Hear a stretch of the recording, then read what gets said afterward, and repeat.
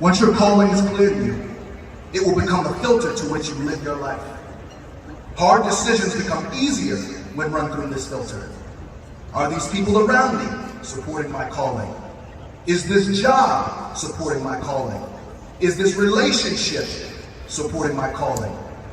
It becomes the lens through which we strive for success and how we process failure.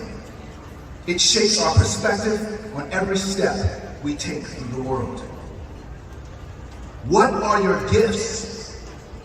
What is your calling? The answers to these questions are the first building blocks of the inheritance you will offer to the generations behind you. Now, some of you may be thinking, okay, cool, so Big Bro graduated in computer science, learned of his gifts, and ditched his degree to follow his calling. Nope, I'm not saying that. President Dr. J, I'm not saying that. But let me tell you how God works.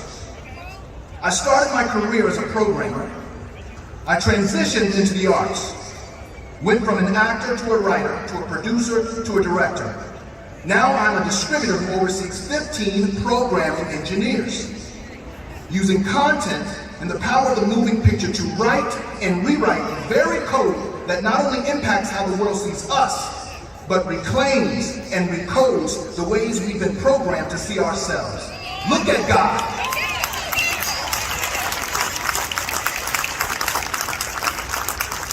I've learned to embrace everything, to curse none, because God has proven to me time and time again that nothing is wasted. As you identify your gifts and desperately pursue your calling, never, ever forget your people. You in these seats represent your ancestors' wildest dreams. Those that came before us, that prayed you into these positions. Those who brought this institution to life in the midst of the Great Depression, that the youth of the region could give expression to their hopes and aspirations. Those who came before them that looked to heaven, depending on miracles, calling for the encampment of angels to protect us from the evils of a demonic nation. Those who came before them who first navigated the seas, built dynasties, created mathematics, science, and tools to measure the stars. Those before them who developed civilization and language, bridging societies and budding cultures across the world. And still those who came before them that saw the face of God and stood as the origin story of man.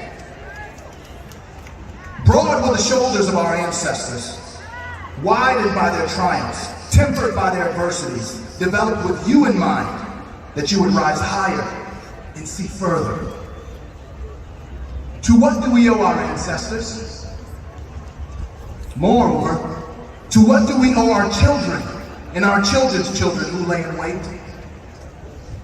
We owe them our shoulders on which they will someday stand. So as you cross this threshold into the deep of your destiny, proceed with power and authority. Gifts in hand, eyes set toward the North Star of your calling, that those who will never know you, that you may never know, will have a strong and sturdy body to climb and a place to fix their feet. Strive, brothers and sisters. Strive for your seat in the story of our Renaissance. Strive knowing it will be hard. But in those hard times, remember this. When they try to reject you, remember, their rejection is his protection. When they try to discard you, remember, he will make the discarded stone the cornerstone. When they try to vandalize you, remember, what they vandalize, he will evangelize. When they try to bury you, remember, they are burying you, not knowing he made you a seed. Graduates, your time is now. May you be covered as your future unfolds, and forever